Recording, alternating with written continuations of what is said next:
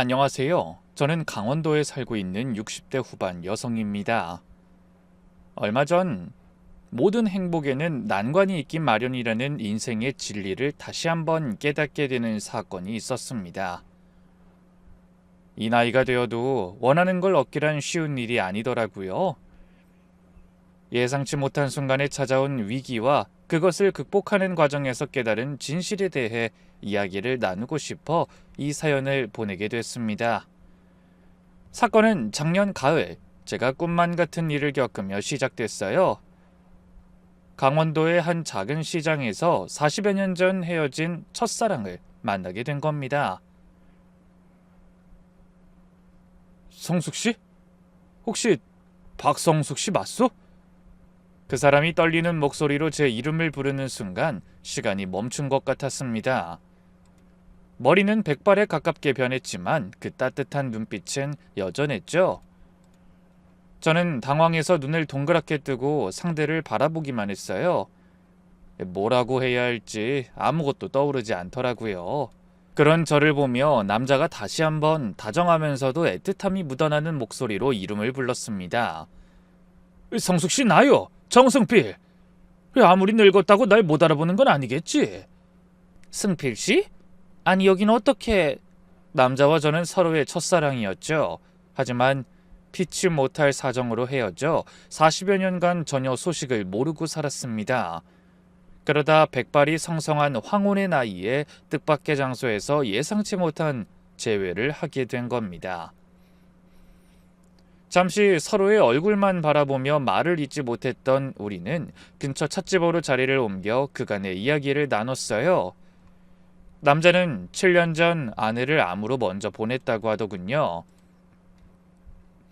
저 역시 10년 전 남편을 먼저 떠나보낸 후 외동딸과 조용히 살고 있다고 말했죠. 서로의 아픔을 나누며 우리는 자연스럽게 옛 추억을 떠올렸습니다. 그때 정말 미안했어요. 그때 정말 미안했어요. 우리가 헤어질 수밖에 없었던 게... 제 말에 승필 씨가 고개를 저었습니다. 하긴 다 늙어 그런 사과가 무슨 소용이 있겠습니까? 우리는 각자 충실하게 긴 세월을 살아냈고 그렇게 절절하던 사랑도 이미 기억에서조차 희미한 옛일이 되어버렸는데요. 근데 승필 씨가 여긴 어쩐 일이에요? 난 퇴직하고 여기 내려온 지 벌써 3년째예요. 혼자 조용한 곳에서 살고 싶어서. 어머 그래요? 난 남편 보내고 바로 와서 벌써 10년 넘었어요. 근데 왜 그동안 한 번도 못 만났을까요? 그러게 말이요. 인생 참 알다가도 모르겠네. 우리는 신기한 인연에 웃으며 옛 추억에 젖어 이런저런 얘기를 나눴습니다. 그리고 그날 이후 종종 만나 산책도 하고 같이 식사도 하면서 조금씩 가까워졌죠. 그러던 어느 날 첫사랑의 남자가 조심스럽게 이런 말을 꺼냈어요. 성숙씨, 우리 남은 생은 함께하면 어떻겠소? 이렇게 우리가 다시 만난 건 다 이유가 있는 거 아닐까? 나이 70을 코앞에 두고 청혼을 받다니 상상도 못했습니다. 저는 뛰는 가슴을 진정시키며 대답했어요. 이 나이에 무슨 결혼이에요. 자식들 보기 민망하게. 우리 그동안 부모로서 열심히 살아왔잖소. 아이들도 축복해 줄 거요. 남자의 진심 어린 말에 몇 날 며칠을 고민하던 저는 결국 고개를 끄덕였습니다. 젊은 날의 아픔을 뒤로하고 남은 생을 함께하기로 약속한 겁니다. 이런 결정을 들은 외동딸 은정이는 저의 행복이 최고라며 흔쾌히 찬성해줬죠. 전 좋아요. 아빠한테도 미안해하지 마세요. 제가 아는 아빠라면 분명 엄마가 여생을 외롭게 보내는 것보다 따뜻한 사람과 즐겁게 사시는 걸 원하실 거예요. 그렇게 저를 다독여주기까지 하더군요. 하지만 문제는 예비 남편의 아들 내외였습니다. 남자의 말로는 그쪽 자식들도 재혼을 축하한다고 했지만 실제로 만나보니 전혀 다른 태도를 보이더군요. 두 사람을 처음 만난 건 상견례 자리에서였어요. 성숙씨, 우리 아들 내외가 상견례를 하자고 하는데 어때? 상견례요? 아이 그래, 이제 가족이 될 텐데 뭐 양가 가족들이 만나서 가볍게 식사나 하자는 거지. 좋죠. 언제가 좋을까요? 다음 주 토요일 어떻소? 우리 아들이 식당도 알아서 예약하겠다고 하더라고. 저는 흔쾌히 동의했습니다. 어차피 자식들과도 인사를 나눠야 하니 한 번에 같이 얼굴을 보면 좋을 것 같더라고요. 그런데 상견례 며칠 전 남자가 전화를 걸어 난감한 듯한 목소리로 말했어요. 아이 성숙 씨, 우리 아들이 꼭 서울 외곽에 있는 한정식 집을 고집하거든. 거기가 음식이나 분위기가 상견례하기에 딱 좋다는 거요. 네? 아, 뭐 저는 괜찮아요. 뭐 오랜만에 서울 나들이 한번 하죠 뭐. 사실 좀 의아했습니다. 저와 남자는 모두 강원도에 사는데 굳이 서울까지 부모를 부르는 게 맞는 건가 싶더라고요. 하지만 그만큼 괜찮은 식당이니 그러는가 보다 하고 신경 쓰지 않으려고 했습니다. 자기들 딴엔 좋은 식당에 자리를 마련하고 싶어 그럴 수도 있다고 생각했거든요. 상견례 당일 저와 딸은 서둘러 서울로 출발했습니다. 외동으로만 자란 딸도 새로운 가족이 생긴다는 사실이 설레는 눈치였어요. 엄마, 승필 아저씨 정말 좋은 분 같아요. 엄마가 행복해 보여서 나도 기뻐. 고맙다 우리 딸. 네가 그렇게 말해주니 엄마 마음이 놓인다. 식당은 정말 한적한 곳에 있었습니다. 주변에 다른 건물도 별로 없고 손님도 많지 않아 보였죠. 고급스러운 한정식 집은 맞았지만 왠지 썰렁한 느낌이 들더군요. 어서 오세요. 예약하셨나요? 네, 정승필 씨 이름으로 예약돼 있을 거예요. 아, 네, 이쪽으로 모시겠습니다. 젊은 남자 종업원이 우리를 안내했습니다. 룸으로 가는 길에 종업원의 표정이 왠지 어둡고 긴장돼 보였지만 그런 일에 신경 쓸 겨를은 없었어요. 막상 남자의 자식들을 만난다고 생각하니 가슴이 두근거리고 떨리더라고요. 젊어서는 상견례에 부모님을 대동하고 인사했는데 나이 먹어 황혼에 재혼하려니 자식들의 눈치를 보는 게 좀 우습기도 했죠. 잠시 후 남자와 그 아들, 며느리가 도착했습니다. 예비 남편은 환한 미소로 우리를 맞았지만 아들과 며느리의 표정은 어딘지 딱딱하게 느껴졌어요. 하지만 긴장해서 그런 거라 여겼네요. 저는 웃으며 먼저 말을 건넸습니다. 어서 오세요. 저희도 조금 전에 도착했어요. 남자는 미안한 듯 웃으며 말했어요. 미안, 좀 늦었어. 차가 막혀서. 하지만 아들 내외는 입을 꼭 다물고 목만 까딱여 인사하더니 자리에 앉았죠. 그러더니 대뜸 제 딸의 신상부터 캐묻기 시작했습니다. 예비 남편의 며느리가 먼저 입을 열었어요. 따님은 뭐 하시나? 공격적인 상대의 태도에 당황했는지 딸이 멈칫하길래 제가 대신 답했죠. 서울에서 직장 다니다가 지금은 강원도에 내려와서 저랑 같이 있어요. 어머나, 요즘이 어떤 세상인데 마땅한 일도 없이 시골에 내려가 있어요? 젊은 나이에 농사라도 짓나? 결혼은 했나요? 딸은 조금 불편해하는 것 같았지만 예의 바르게 대답했습니다. 아니요, 아직 미혼입니다. 그때 아들이 나서더군요. 하긴 뭐 현실적으로 생각하면 그게 맞는 것 같기도 하네요. 변변한 직업도 없는데 맞벌이해도 겨우 먹고 사는 세상에 어떻게 결혼을 하겠어요? 황당한 막말에 놀란 예비 남편이 자기 아들을 노려보며 인상을 쓰자 곧 다시 침묵이 찾아왔습니다. 기분이 상한 제 딸은 그때부터 입을 다물고 말았어요. 잠시 후 어색한 분위기 속에 음식이 나오기 시작했습니다. 정갈한 한정식 코스였는데 보기에는 괜찮았어요. 하지만 왜인지 입맛이 없었습니다. 긴장해서 그런가 싶었죠. 그때 또다시 며느리가 말을 건넸어요. 강원도에 사신 지 10년이 넘으셨다고요? 시골에서 사시면 불편하지 않아요? 그런 곳엔 병원도 제대로 없을 텐데. 저는 씁쓸하게 웃으며 대답했죠. 괜찮아요. 뭐 작긴 하지만 읍내에 내과도 있고 그 사람이 없으니 오히려 조용하고 공기 좋아서 나름 만족하고 있어요. 그래도 나이 드시면 건강이 걱정되실 텐데 참, 혹시 지병 같은 건 없으신가요? 다행히 건강해요. 시골 생활이 몸에 맞는지 서울 살 때보다 더 건강해졌죠. 그때 상견례 내내 마뜩찮은 표정이던 아들이 갑자기 나서 노골적으로 말했습니다. 솔직히 저희 아버지가 늦은 나이에 결혼하신 게 영 걱정돼요. 혼자 편하게 사시는 분이 왜 굳이 그런 번거로운 걸 하려 하시는지. 연세도 많으시니 현실적인 부분을 생각하지 않을 수가 없네요. 그래서 말인데 건강검진 결과서 같은 거 보여주실 수 있어요? 그 말에 딸과 저는 동시에 놀랐어요. 예비 남편 역시 화를 냈죠. 정민아, 그게 무슨 무례한 말이야? 아니, 아버지 무례한 건 아니죠. 건강은 정말 중요한 문제예요. 별 이상이 없으시면 당연히 당당하게 보여주실 수 있는 거 아니에요? 됐다. 우리 둘 다 아직 아주 건강하다. 그건 아버지 생각이죠. 혹시 숨기는 지병 같은 게 있을 수도 있고. 너 그만하지 못해? 예비 남편이 버럭 소리를 지르자 분위기가 험악해졌습니다. 저는 상황을 수습해 보려고 애썼어요. 괜찮아요. 자식 입장에선 당연히 걱정될 수 있죠. 근데 그런 걱정은 내려놔도 돼요. 나 아직 아픈 곳이나 지병 없어요. 나름대로 건강관리 잘하고 살았거든요. 하지만 두 사람은 미심쩍은 눈초리로 절 바라봤습니다. 속에서 울컥하고 뭔가가 치밀어 올랐지만 남자를 봐서 꼭 참았어요. 그런데 이번엔 며느리가 다시 속을 뒤집는 말을 아무렇지 않게 꺼내더라고요. 건강하시다니 그건 다행이고요. 근데 서울에 사시다가 왜 갑자기 그 총구석까지 내려가신 거예요? 혹시 빚잔치 같은 거 하고 시골로 들어가신 거 아니에요? 네? 아니 그게 무슨... 어르신은 아니라고 해도 따님은요?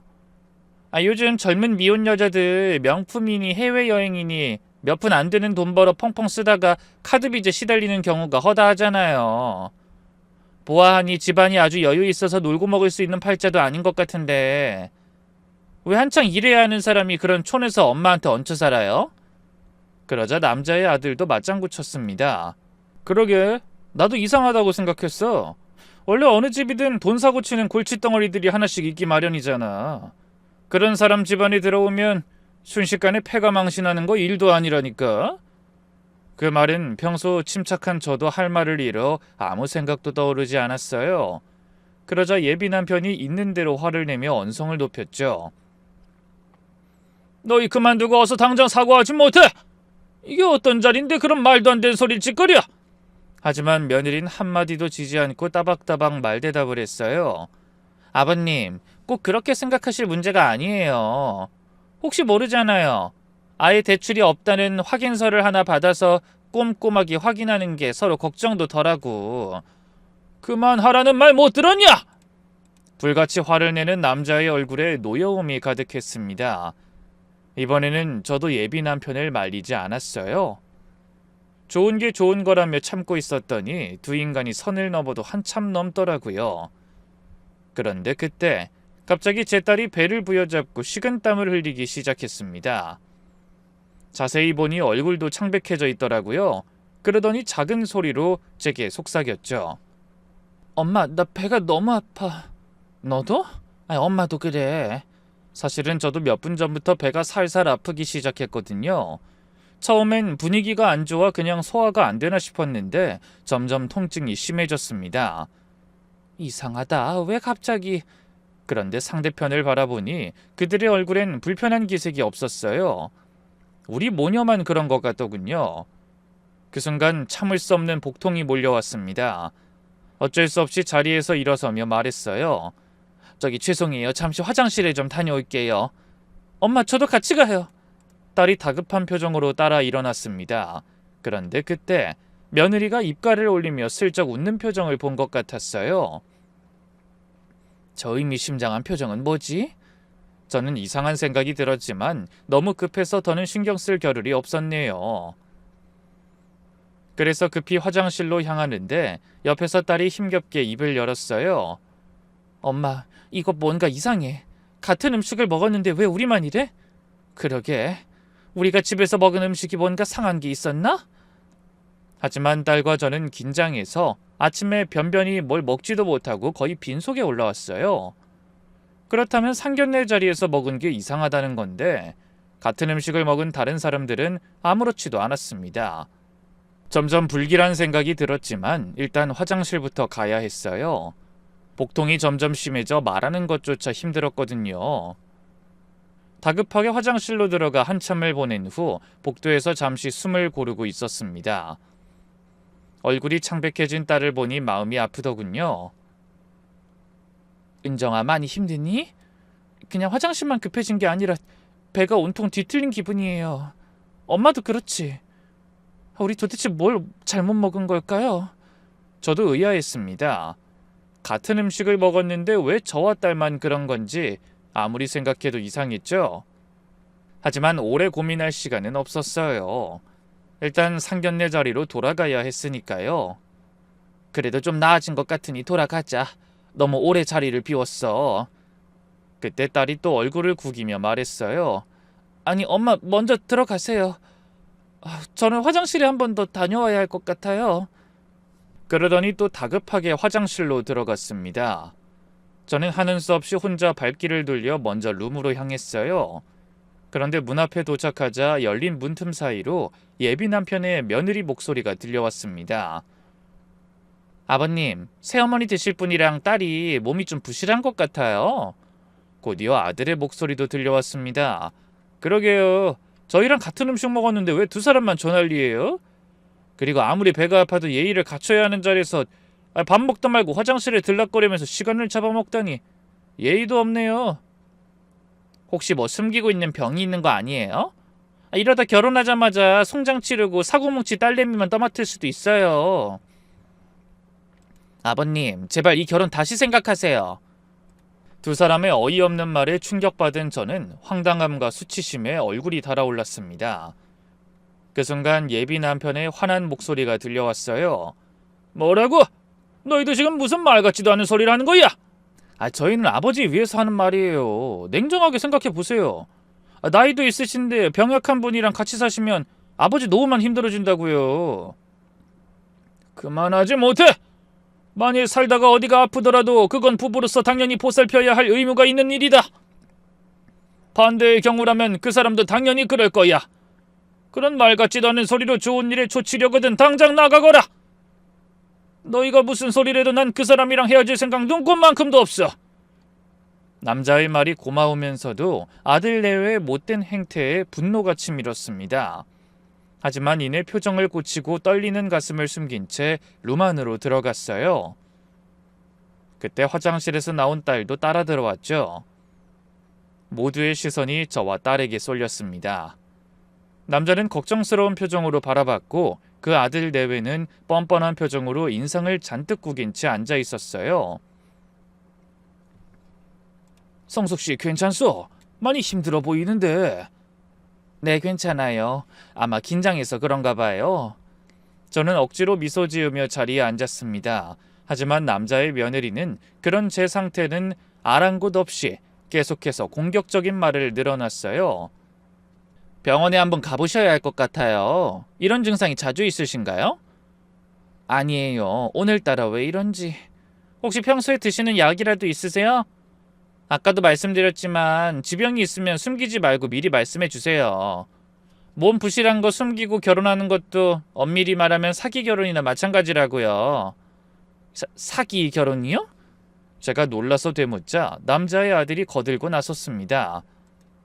그래요. 한두 살 먹은 어린애들도 아니시고 결혼은 현실인 거 아시잖아요. 혹시 숨기고 결혼했는데 큰돈 들어가는 병이라도 있으면 낭패라고요. 서로의 건강 상태는 정확히 알아야 하지 않을까요? 대놓고 퍼붓는 막말 공격에 이번엔 참기만 하던 제 딸도 화를 냈습니다. 무슨 말씀을 그렇게 하세요? 저희 엄마 정말 건강하신 분이에요. 제가 장담한다고요. 아가씨, 감정적으로 나오지 말아요. 어른들이 이성을 잃고 저 연세에 결혼이다 뭐다 철없이 나오시면 우리 젊은 사람들이라도 나서서 따질 건 따지고 상황 파악 제대로 해드려야지 않겠어요? 며느리의 차가운 말투에 제 딸이 말문이 막히는지 입을 다물었습니다. 저는 딸의 손을 잡아주며 진정시켰어요. 그런데 하필 그때 또다시 복통이 밀려왔습니다. 이번엔 더 심각했어요. 이를 악물고 참아보려 했지만 결국 다시 일어서야 했죠. 죄송해요. 어머, 또요? 이제 며느리 나의 입꼬리를 올리며 저를 조롱하듯이 웃고 있었어요. 저는 치욕스러운 기분에 입술을 깨물며 밖으로 나왔습니다. 저것 보세요. 몸이 너무 약하시다니까. 저런 분이랑 결혼하시면 고생길이 열리는 거라고요, 아버님. 그러더니 제 뒤통수에 대고 들으라는 듯 큰 소리로 이죽거렸습니다. 잠시 후 화장실에서 나온 저는 방으로 가며 골똘히 생각했어요. 아무리 생각해도 이상했죠. 먹은 거라고는 상견례 음식이 다인데 하필 왜 그날 배가 아픈 건지 짜증과 원망이 밀려오더군요. 그때였습니다. 처음 상견례장에 도착했을 때 우리를 룸으로 안내해주던 젊은 종업원이 절 바라보고 있었어요. 그러더니 불안한 표정으로 조심스럽게 다가와 은밀하게 물었습니다. 저기 손님 괜찮으세요? 네? 예, 종업원은 무언가를 한참 망설이는 것 같더니 한숨을 쉬며 입을 열었어요. 헌데 얼굴이 너무 창백하고 손까지 떨고 있더라고요. 손님 정말 죄송합니다. 저는 의아한 마음에 물었어요. 네? 아니 뭐가 죄송하다는 거죠? 종업원은 여전히 망설이는 것 같더니 이내 마음을 굳힌 듯 목소리에 힘을 주며 말했습니다. 손님, 저쪽 집안에서 손님들 식사에다 이걸 넣으라고 했어요. 그러더니 주머니에서 작은 약병을 하나 꺼내 보여주더군요. 순간 머리를 크게 한 대 얻어맞은 듯 정신이 아득해졌습니다.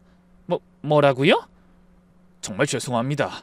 저도 하기 싫었는데 사장님 친구분인 그쪽 아드님이 말을 듣지 않으면 잘라버리라고 한다고 협박하는 바람에 종업원의 말에 다리에 힘이 풀려버렸습니다.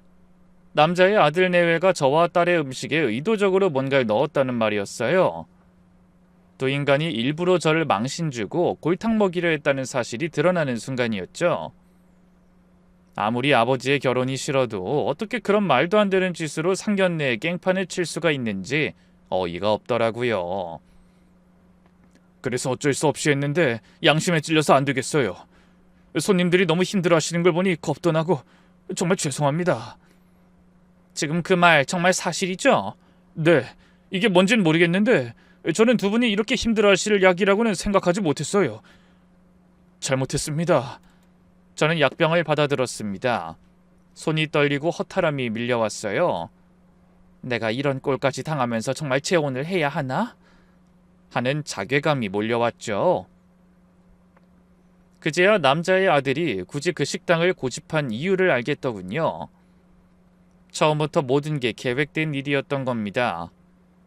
종업원은 저에게 거듭 고개 숙여 사과하고는 급히 사라졌습니다. 하지만 저는 약병을 꼭 쥐고 얼어붙은 듯 그 자리에 서 있었어요. 그때 딸이 걱정스러운 얼굴로 두리번거리는 게 보이더군요.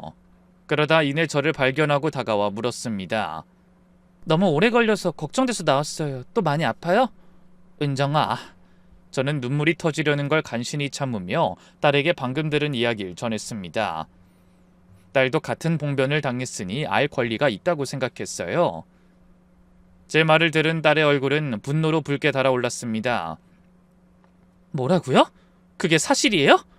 그 사람들이 일부러 약을 탔다고? 쉿, 조용히 해. 일단 침착하자. 침착하라뇨. 엄마, 당장 경찰에 신고해야 해요. 남의 음식에 약을 타는 건 엄연한 범죄예요. 엄마도 알잖아. 그래, 하지만 일단 상황을 좀 지켜보자. 그 인간들이 어떻게 나오는지 좀 보고 싶어서 그래. 저는 약병을 보며 생각에 잠겼습니다. 이 사실을 예비 남편이 알게 되면 얼마나 놀라고 기막힐지 불보듯 뻔했어요. 저는 한숨을 쉬며 고민했습니다. 그때 여전히 분노로 씩씩거리던 딸이 말했어요. 엄마, 뭘 망설이시는 거예요? 저 나쁜 사람들 혼내줘야지.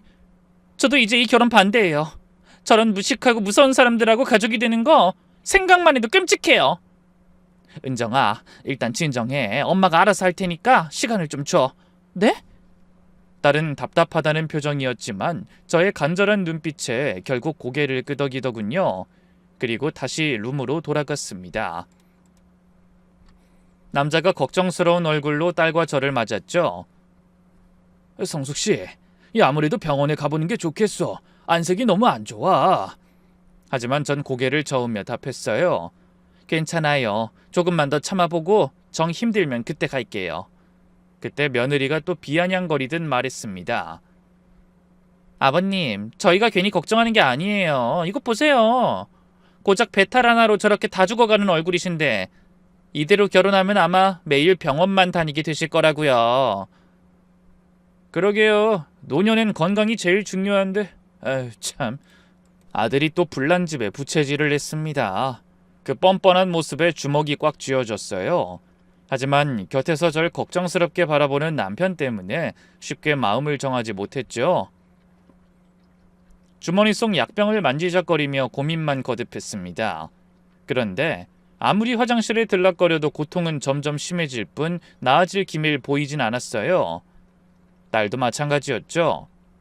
얼굴이 창백해지고 식은땀이 계속 흘렀습니다. 엄마, 나 너무 힘들어. 딸이 작은 소리로 속삭였어요. 저도 더 이상 버티기 힘들더군요. 머리가 어지럽고 속이 계속 뒤틀렸죠. 그런 저를 남자가 걱정스럽게 바라보다 결국 이런 말을 했습니다. 안 되겠어. 낯빛이 너무 안 좋아. 당장 병원부터 갑시다. 아니에요. 하지만 저는 그 말을 채 마치기도 전에 그만 정신을 잃고 말았어요. 계속된 복통과 탈수로 결국 까무러치고 만 겁니다. 멀리서 남자가 제 이름을 부르는 소리가 들렸지만 의식은 점점 멀어져 갔죠. 다시 눈을 떴을 때 저는 병원 응급실 침대에 누워 있었습니다. 옆에서 예비 남편이 걱정스러운 얼굴로 앉아 있었고 딸도 링거를 맞으며 옆 침대에 누워 있었어요. 남자는 제가 눈 뜨는 것을 보자 안도의 한숨을 쉬며 말했죠. 이제 정신이 들었구나. 정말 걱정했어. 저는 겨우 고개를 끄덕였어요. 은정이도 괜찮아. 심한 탈수가 왔다고 하더라고. 그때 커튼 밖에서 익숙한 목소리가 들려왔습니다. 남자의 아들 내외였죠. 아버지, 좀 나아지신 것 같아요? 그래, 다행히 정신 차렸다. 그래요? 그럼 저희도 들어갈게요. 아들이 커튼을 열고 들어오고 며느리도 뒤따라 들어왔어요. 하지만 두 사람의 얼굴엔 걱정과는 다른 감정이 서려 있었습니다. 많이 놀라셨죠? 정말 큰일 날 뻔했네요. 걱정했다는 며느리의 말투에 은근히 만족감이 배어있는 게 느껴졌어요. 맞아요. 상견례 자리에서 쓰러지시다니. 참, 세상 천지에 이런 경우가 또 있으려나? 아들의 비웃는 듯한 말투에 예비 남편이 눈을 흘겼지만 모르는 척 딴청을 피우더군요. 그때 며느리도 시아버지를 향해 말했습니다. 아버님 보셨죠? 이런 일은 얼마든지 또 생길 수 있어요. 나이가 있으신 분들은 작은 일에도 쉽게 무너지시거든요. 근데 기초체력도 저렇게 약해서야. 이건 뭐 황혼에 재혼하는 게 아니라 병수발 들게 생겼네요. 그만해라! 지금이 그런 말 할 때냐? 남자가 화를 내자 아들이 끼어들었습니다. 아버지, 저흰 진심으로 걱정해서 하는 말이에요. 생각해보세요. 결혼하시고 나서 이런 일 계속 생기면 얼마나 지치고 힘들겠어요. 그럼요. 골골백년이라고 저런 분들이 또 명은 엄청나게 길어요. 그 많은 병원비 누가 감당해요? 아버님 평생 고생해서 번 돈 병수발로 다 날리는 거라니까요? 며느리가 비아냥거리듯 말했지만 저는 뭐라고 성질낼 힘도 없었어요. 대신 남자가 불같이 화를 내며 아들 내외를 나무랐죠. 너희 그만 가보라고 했잖아. 왜 같지도 않고 아픈 사람 옆에서 말도 안 되는 소리를 찌꺼리는 거야? 내 걱정할 필요 없으니 결혼식에도 오지 말고 당분간 얼굴 보지 말고 살자. 어서 가! 하지만 아픈 사람을 두고 그냥 갈 수가 없다며 말도 안 되는 소리를 찌꺼렸습니다. 그때 남자에게 전화가 걸려오자 난감한 표정으로 양해를 구하더군요. 미안해요. 이 중요한 전화라 잠깐만. 그러더니 자기 아들 내외를 단속한 뒤 전화를 받으러 나갔습니다. 하지만 아버지가 자리를 비우자 그때까지의 태도는 아무것도 아니라는 듯 남자의 아들이 갑자기 눈을 부라리며 따지고 들었어요. 여봐요 할머니, 나이를 곱게 쳐드셔야지. 어디 할 짓이 없어서 그 나이에 꽃뱀짓입니까? 우리 아버지가 푼 돈 좀 있어 보이니 놓치기 아까워요? 그런다고 그 돈이 할머니랑 백수 딸님이 차지가 될 것 같아? 어린 반푼어치도 없어. 아들인 내가 이렇게 두 눈 똑바로 뜨고 지켜보고 있잖아. 어이없는 막말에 제가 놀라 아무 말도 못하자 며느리까지 가세했습니다. 당연하지. 이제라도 알았으면 그냥 할머니 갈 길 가세요. 괜히 엄한 남의 재산에 눈독 들이지 말고. 그때 옆 침대에 커튼이 활짝 열리며 얼굴이 벌겋게 달아오른 제 딸이 소리쳤어요. 뭐라고? 당신들 지금 누구를 꽃뱀 취급이야? 미친 거 아니야? 엄마, 왜 가만히 계세요? 저 사람들 당장 명예훼손으로 고소해요. 하지만 며느린 놀라기는커녕 입꼬리를 올리며 딸을 비웃었어요. 명예훼손? 웃기고 있네. 당신들한테 무슨 훼손될 명예가 있어. 늙은 꽃뱀이랑 백수 주제. 그 순간 갑자기 벼락이 치듯 쩌렁쩌렁한 목소리가 응급실을 뒤흔들었습니다. 너 당장 사과하지 못해! 바로 전화를 받고 돌아온 예비 남편이었죠. 생각지 못한 시아버지의 등장에 놀란 며느리는 잠시 주춤하는가 싶더니 결국 할 말은 해야겠다며 막말을 멈추지 않았습니다. 아니, 제가 뭐 하나 틀린 말한 게 있어요? 생각해보세요. 촌구석에 사는 노인네랑 백수딸이 뭘 보고 그렇게 아버님이랑 재혼하려고 기를 쓰겠어요? 이유는 하나잖아요. 아버님이 서울에 상가도 있고 모아놓은 저축도 꽤 있으니 그걸로 한몫 챙기려고 하는 거라고요. 아버님은 그걸 왜 모르세요? 길 막고 지나가는 사람한테 다 물어보세요. 그래요, 아버지. 제발 정신 차리세요. 저는 제 재산 어디서 굴러먹다 왔는지 모를 저런 모녀한테 한 푼도 뺏길 생각 없다고요. 그 말에 저는 그냥 눈을 감았고 저 대신 링거를 맞던 딸이 힘겹게 일어나 앉으며 말했습니다. 왜 그렇게 우리 엄마 무시하세요? 엄마가 뭘 잘못했다고? 그때 고성을 들은 간호사가 다가와 주의를 주며 말했어요. 죄송하지만 여긴 병원입니다. 더 이상 소란 피우지 말아주세요. 그리고 환자분 두 분은 입원 처방이 났으니 지금 바로 병실로 이동하세요. 그렇게 응급실에서의 소동이 일단락됐습니다. 딸과 저는 병실로 올라가 환자복으로 갈아입었어요. 그 바람에 예비 남편과 그 자식들은 복도로 나갔지만 병실 문 앞에 딱 붙어서 떠드는지 말소리가 빠짐없이 다 들리더군요. 아들 내외는 또 저를 욕하며 결혼을 말리고 남자는 화를 냈죠. 됐어, 더 이상 말하지 마. 내 일은 내가 알아서 한다고 했잖아. 아픈 사람들 속 뒤집지 말고 당장 가거라. 그러더니 문이 열리고 남자가 병실로 들어섰어요. 표정이 많이 지쳐 보였죠. 미안해. 저 녀석들이 뭐에 저리 눈이 돌아서 난린지. 내가 당신한테 창피해서 얼굴을 들 수가 없네. 괜찮아요. 자식들이 걱정하는 마음은 이해해요. 힘없이 말하자 예비 남편이 제 손을 잡았습니다. 아니야, 저건 걱정이 아니라 욕심이야. 내가 애를 잘못 키웠어. 면목이 없네. 그때 간 줄 알았던 남자의 아들 내외가 또 병실로 들어왔습니다. 그러더니 며느리가 한숨을 쉬며 말했어요. 아버님, 저희가 이렇게까지 말씀드려도 모르시겠어요? 저 할머니는 아버님과 맞지 않아요. 맞지 않다니 뭐가? 그걸 꼭 말씀드려야 해요? 수준이 안 맞잖아요, 수준이. 아버님은 서울에서 사업도 하시고 사회적 지위랑 재산도 부족하지 않은 분인데 저분은 솔직히 볼 것도 없는 할머니 아니에요? 저런 분이 어떻게 제 시어머니가 돼요? 전 인정 못해요. 며느리의 노골적인 무시에 제 딸이 이를 악물었습니다. 하지만 저는 눈짓으로 딸을 말렸어요. 유치한 그 인간들과 똑같은 사람이 되고 싶지 않았거든요. 게다가 건강도 안 좋으시고 오늘 일만 봐도 알 수 있잖아요. 앞으로 얼마나 고생하실지. 아들도 거들더군요. 아버지, 저희는 정말 아버지를 위해서 하는 말이에요. 나중에 후회하지 마시고 지금이라도 그만! 남자가 참지 못하고 크게 소리쳤습니다. 병실안이 조용해졌죠. 너희가 뭘 안다고 그래? 이 사람이 어떤 사람인지 우리가 어떤 사이인지 너희가 뭘 알아? 아버지! 나가! 당장 나가! 남자의 단호한 말에 놀란 아들 내외가 나가려 할 때 갑자기 생각지도 못한 일이 일어났어요. 병실로 다급하게 누군가 들어서는 게 보이더니 의사 가운을 입은 두 명의 젊은 의사가 병실로 들어섰죠. 그러더니 저를 보며 소리쳤네요.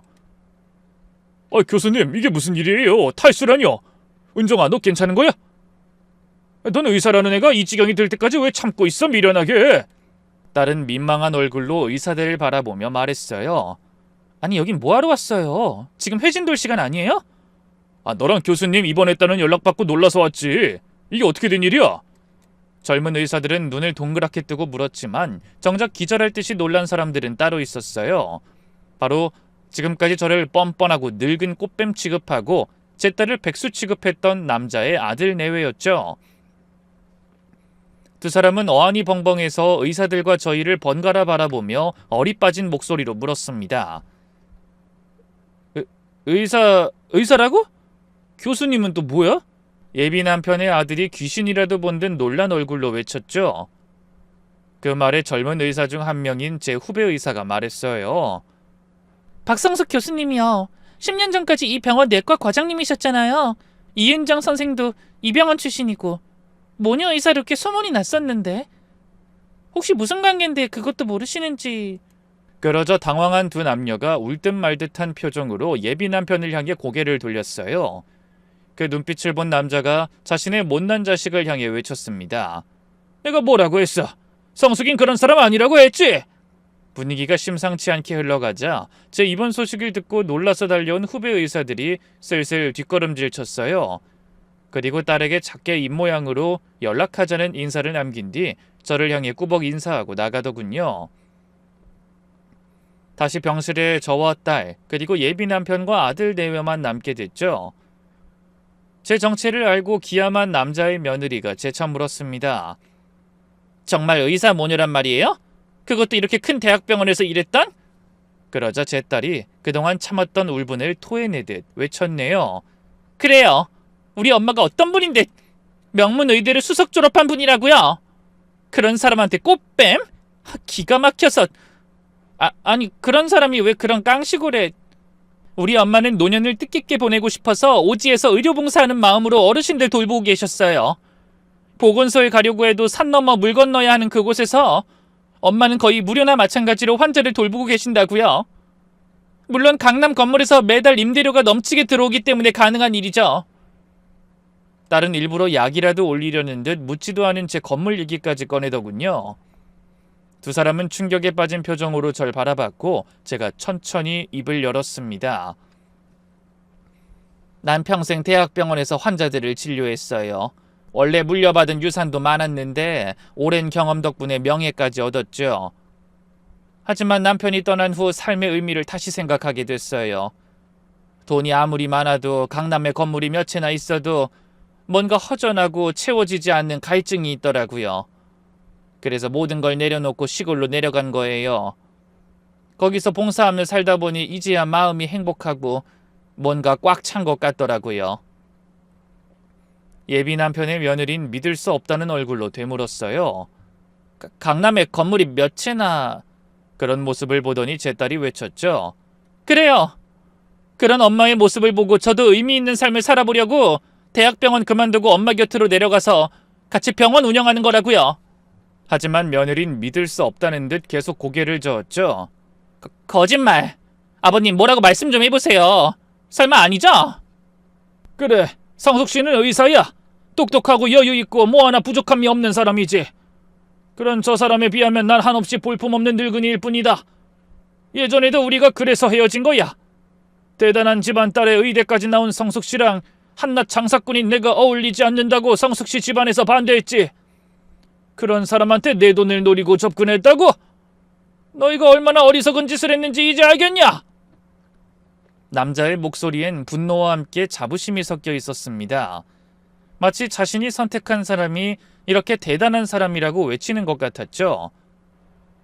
아버지, 아들과 며느린 사색이 된 얼굴로 꿀먹은 벙어리처럼 눈치만 봤어요.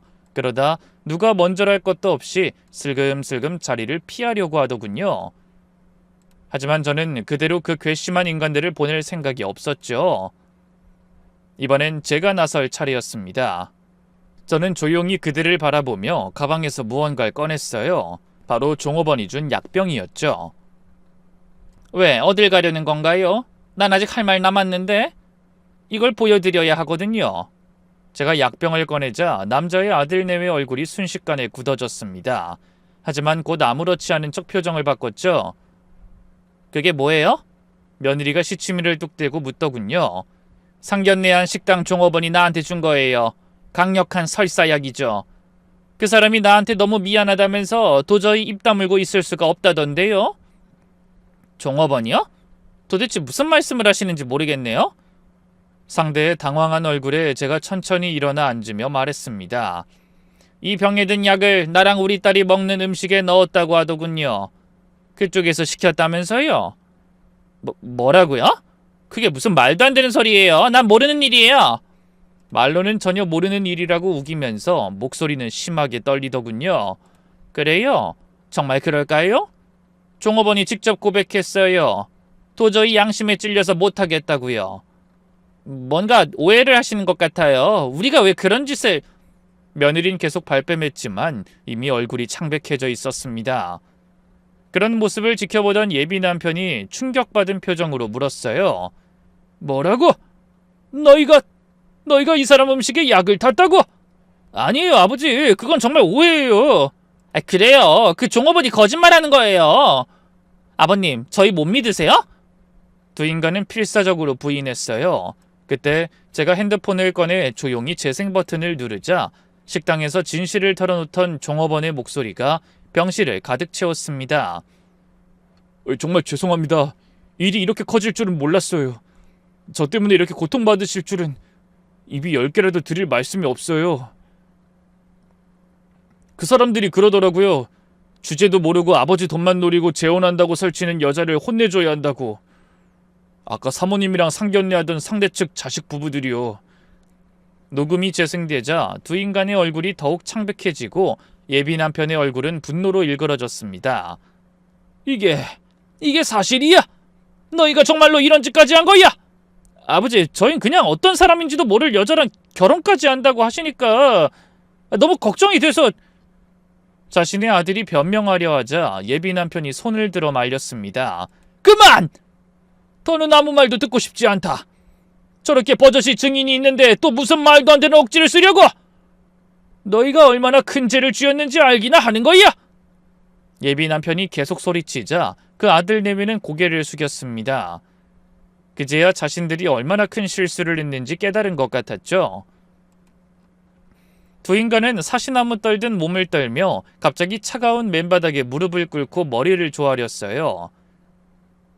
죄송합니다. 제가 잘못했어요. 솔직히 저는 아버지 믿어드리자고 했는데 이 사람이 자꾸 시어머니 들어오는 것도 싫고 더구나 돈 없는 시골 할머니는 인정할 수 없다고 절 꼬드기는 바람에... 비겁한 남자의 아들이 대놓고 모든 잘못을 자기 마누라에게 떠넘기려고 하더군요. 그러자 며느리가 펄쩍 뛰며 손사래를 쳤어요. 이 남자가 미쳤나? 말도 안 돼요. 저 혼자 어떻게 그런 무서운 짓을 벌여요? 설사야 구해온 것도 이 사람이고 자기 친구가 운영하는 식당에 예약한 것도 이 사람이에요. 전 그냥 남편이 하자고 하는 대로 따른 것뿐이라고요. 자신들의 모습이 얼마나 한심하고 추한 줄도 모르고 서로 잘못을 미루느라 진땀을 뻘뻘 흘리는 모습이 참 꼴사납더군요. 그런 모습에 예비 남편이 드디어 폭발했습니다. 시끄럽다! 손바닥도 마주쳐야 소리가 나는 법이야. 너희 둘이 똑같은 인간이니 그런 말도 안 되는 무서운 짓을 벌인 거지? 어떻게 사람이 먹는 음식에 그런 짓을 해? 더구나 내가 소중한 사람이라고 그렇게 알아듣게 말했는데! 너희가 정말 콩밥을 먹어봐야 정신 차리겠구나. 네? 콩밥이라뇨, 아버지. 무슨 그런 무서운 말씀을 하세요. 그래요, 아버님. 저흰 정말 그냥 살짝 장난 좀 쳐보려고 한 것뿐이에요. 그런 두 사람의 어이없는 말에 제 딸이 도끼 눈을 뜨고 소리쳤어요. 장난? 설사 여기 별거 아닌 것 같죠? 그런 것 하나로도 노년기 어르신들한테는 치명적인 문제가 발생할 수도 있어요. 장에 심한 염증이 생기거나 혈압이 떨어져서 생사를 오가는 지경까지 갈 수도 있다고요. 딸의 말에 못난 두 남녀의 얼굴이 심하게 일그러졌어요. 그때 제가 한숨을 쉬면서 예비 남편을 향해 말했습니다. 승필씨, 내가 이런 일까지 겪으면서 결혼할 수 있을지 모르겠네요. 가족의 축복을 받지 못하는 결혼은 행복하기 어렵다는 걸 너무 잘 아는 나이가 됐잖아요. 역시 우리는 결혼할 인연은 아니었던 것 같아요. 제 말에 남자가 다급하게 말했습니다. 아니야, 우리가 어떻게 다시 만났는데 또 이대로 헤어져? 지금 다시 헤어지면 이젠 영영 두 번 다시 기회가 없을 텐데 난 절대로 포기 못하오. 이 녀석들은 내가 책임지고 대가 치르게 할 거요. 필요하다면 연을 끊어서라도. 아버지! 자기 아버지의 단호한 말에 아들이 놀라서 소리쳤습니다. 왜? 너희가 이런 짓을 해놓고도 할 말이 있다는 거야? 남자가 이글이글 끓는 화를 토해내며 소리쳤습니다. 너희는 멀쩡한 사람들 속이고 몰래 약을 먹였어! 그래놓고 장난? 그게 얼마나 큰 죄인지 정말 모르는 거야? 형사 고발도 가능한 일이라고! 고발이라뇨, 아버지. 부모랑 자식 간에 무슨 그런 말씀을 하세요. 이제 두 분 결혼하시면 저분이 저희 새어머니잖아요. 남자의 아들은 아예 울먹이며 필사적으로 두 손을 모으고 빌기까지 했고 곁에서 그 마누라도 우는 신용을 했죠. 어머님, 저희가 정말 어리석었어요. 아버님이 선택한 분이 당연히 어머님으로 모셨어야 하는데 한 번만 너그럽게 용서해 주시면 남은 시간은 정말 두 분께 효도하면서 살게요. 두 인간은 눈물을 흘리며 말했지만 그게 진심인지는 알 수 없었습니다.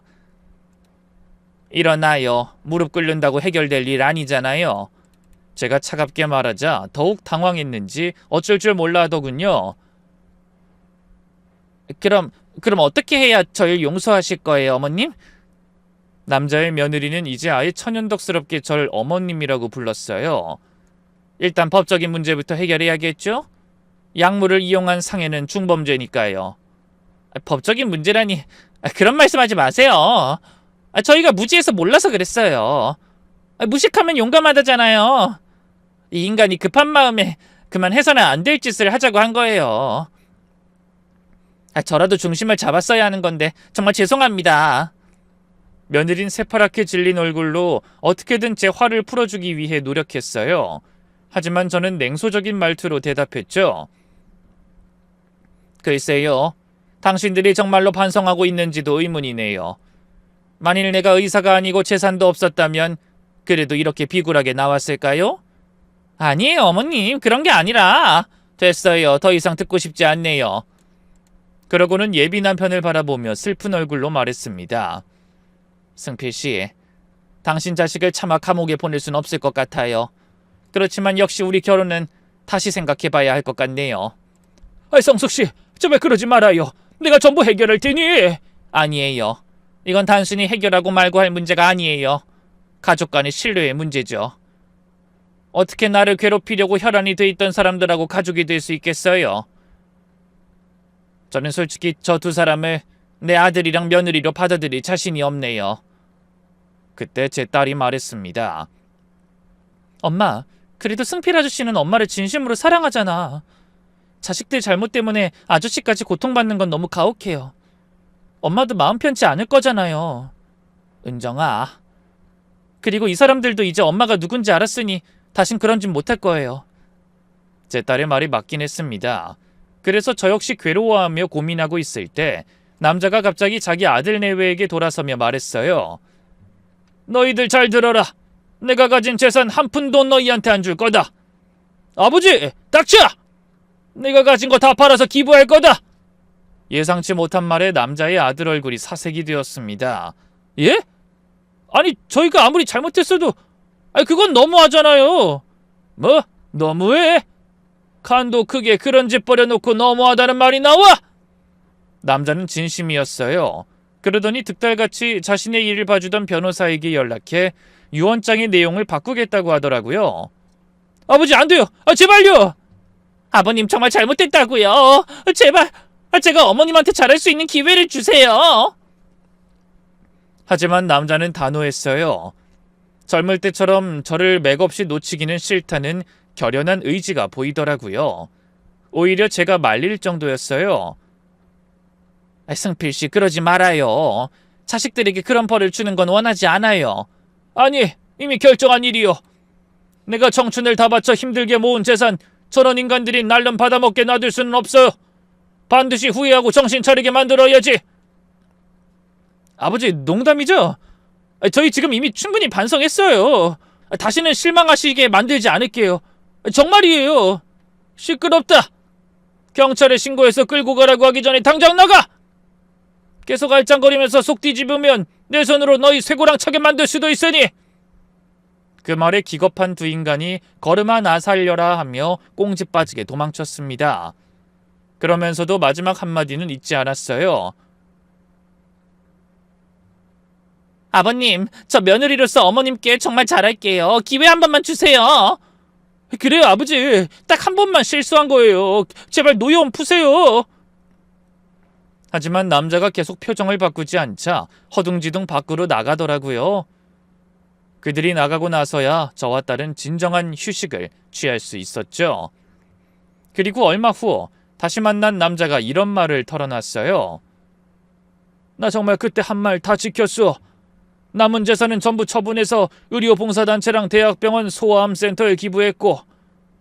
어머나, 정말 자식들한테는 아무것도 안 남기겠다는 거예요? 그래, 내가 아들을 그렇게 잘못 키웠다는 걸 그때 처음 깨달았거든. 너무 부끄러워서 고개를 들 수가 없었어. 그런 인간한테 공짜나 마찬가지인 유산이 넘어가면 기고만장이 하늘을 찌르겠지. 내가 그건 무서워서라도 절대 유산 그냥 넘겨줄 수가 없었어. 아무리 그래도. 안타까워하는 제 얼굴을 보더니 갑자기 남자가 손을 덥석 잡았어요. 성숙씨, 이제 난 다 늙어서 재산 한 푼 없고 아무짝에도 쓸모없는 노인이야. 그러니 제발 당신까지 내치지 말아줘요. 나도 당신 곁에서 봉사하며 조용히 늙어가고 싶어. 그 간절한 한마디에 저는 차마 남자의 손을 뿌리치지 못했습니다. 그래서 얼마 전 드디어 첫사랑과 조촐한 재혼식을 갖고 부부의 연을 맺게 됐죠. 그리고 지금은 다시 작은 산간마을 병원에서 제 손길을 기다리는 어르신과 이웃들에게 도움을 드리고 있답니다. 저는 진료를 보고 남편은 거동이 불편해 병원에 나오기 힘든 어르신들을 직접 모시러 갑니다. 그러다 집안이 더러우면 청소도 해드리고 냉장고가 비어있으면 장도 봐드리고 오죠. 딸도 그런 저와 남편을 흐뭇하게 바라보며 자신이 할 일을 찾아 열심히 일하고 있습니다. 하지만 아직도 남편의 아들과 며느리는 재산 한 푼 건지지 못한 게 억울한지 전화를 걸거나 병원으로 찾아와 울면서 매달리기도 하고 윽박지르기도 하네요. 하지만 그럴수록 저와 남편의 마음이 자신들로부터 멀어진다는 걸 모르고 있는 것 같아 참 안타깝습니다. 가끔 그날의 일을 떠올리면 아직도 씁쓸하지만 오랜 시간을 돌아 다시 만난 인연과 뜻깊은 일을 함께할 수 있어 무척 행복합니다. 그럼 부디 여러분도 인생에서 가장 의미 있는 일이 무엇인지 깊이 깨닫는 하루가 되시길 바라며 저는 이만 인사드리겠습니다. 감사합니다.